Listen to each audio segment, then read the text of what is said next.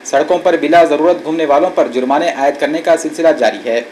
Corona virus के चलते पूरे मुल्क में लॉकडाउन का माहौल है। ऐसे हालात में जिला इंतजामिया और पुलिस महकमे ने लोगों को अपने घरों में ही रहने की हिदायतें और अपील बार बार की है, लेकिन कुछ नौजवान ऐसे माहौल में भी सड़कों पर बगैर किसी जरूरत के बाहर निकल रहे हैं, जिसके बाद इतवारा पुलिस स्टेशन के आला अफसरान ने देगलू नाका इलाके में पहुंचकर सड़कों पर यूं ही घूमने फिरने वाली गाड़ियों पर जुर्माने आयद किए। जिनकी गाड़ियां जब्त की गई हैं उन्हें लॉकडाउन के बाद ही गाड़ियां दिए जाने का मंसूबा है। उसके आजू बाजू के एरिया में जो घूम रहे हैं उनके ऊपर हमारी कार्रवाई शुरू है। 25 से भी ज़्यादा गाड़ियों को हमने डिटेन किया वाला है और ये कार्रवाई शुरू है। मेरा यही कहना है यहाँ के लोगों के कि बिना वजह यहाँ पे निकलो मत, वरना आपको कड़क कानूनी कार्रवाई की जाएगी। धन्यवाद. नाक्यावरती विनाकारण फिरणारे वाहनधारकावरती आणि 4 व्हीलर 2 व्हीलरवरती आपण कारवाई सुरू केली आहे.